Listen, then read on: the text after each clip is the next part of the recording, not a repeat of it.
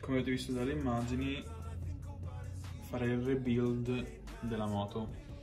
Oggi partiremo con il disco anteriore che mi sono fatto arrivare i pezzi del kit di revisione, quindi questa parte centrale. Poi abbiamo la parte frenante dove vanno a interagire con le pastiglie e poi abbiamo i nostri bellissimi nottolini che verranno messi su questo pezzo perché il disco è composto così da due parti. Andremo a mettere i nostri nottolini qua all'interno con i vari O-ring, Siger, tutto il resto. Prima avevo lo stesso disco, soltanto che la parte dentro era rossa, in caso vi faccio vedere un'immagine. Niente, possiamo partire, quindi le marche Behringer, vi ho già detto. Quindi giro il disco e inserisco i nottolini. Ovviamente per inserire il Siger abbiamo bisogno di questo tipo di pinza che li allarga, non la pinza normale che stringe. Quindi abbiamo bisogno di questa pinza che costa cosa, 10 euro forse, non so.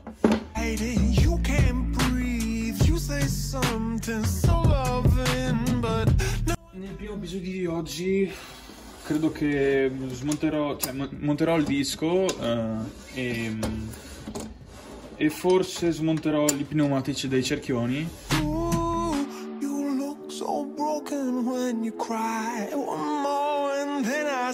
E poi andiamo con i nostri bellissimi O-ring.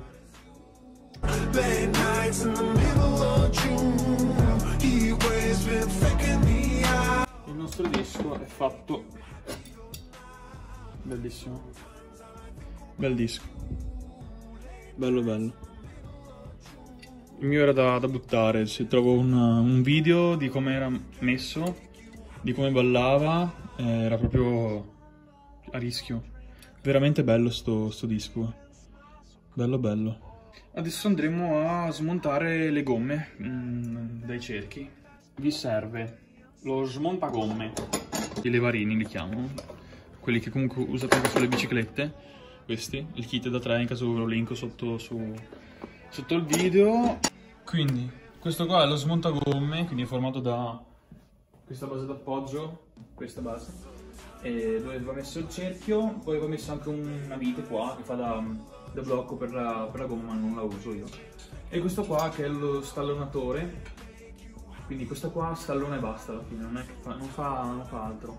Dovete aiutare voi dopo con i levarini, dovrebbe vedersi. C'ho una bombatura qui e non riesco a recuperarla perché proprio si è spezzata, il cerchio è spezzato proprio, è spaccato qua.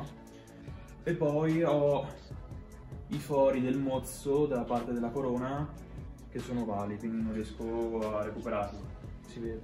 Quindi smontiamo la valvolina qui, funziona. Voi stallonate e poi dovete usare i levarini. Se voi lo fate da questa parte, il cerchio, senza la corona, il cerchio si appoggia solo su questa e il cerchio balla. Quindi lo stallono da questa parte, così la base d'appoggio sotto è direttamente sullo pneumatico ed è meglio secondo me.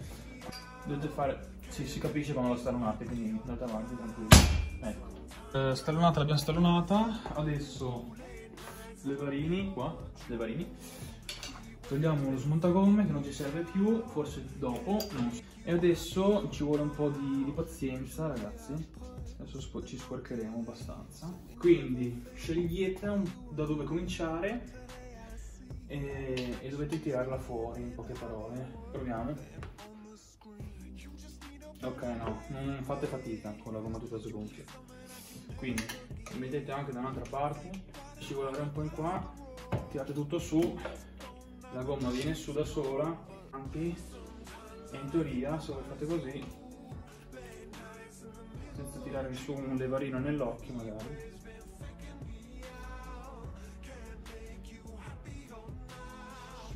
dovreste riuscire a tirarla fuori. Eccola qua.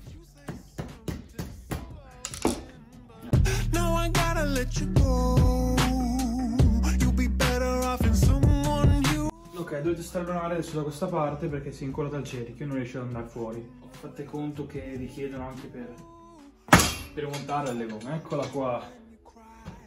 È ancora un po' gonfio sinceramente, quindi forse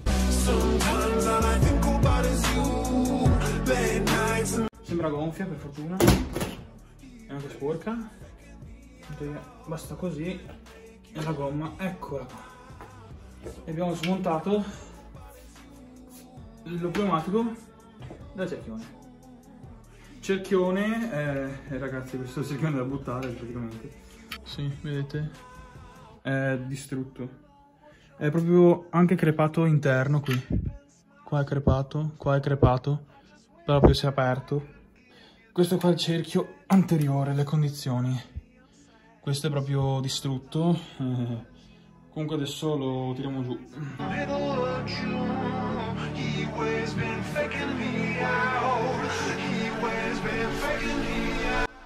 venendo via. Eccola. Gli ho tolto l'altro pneumatico. Distrutto. Vedete anche voi? Metto un po' di qua. Abbastanza messo male. Preferirei cambiarli sinceramente. Dice che faranno una brutta fine e recupererò le boccole e basta. Il nuovo episodio finisce qua e ce ne saranno altri però.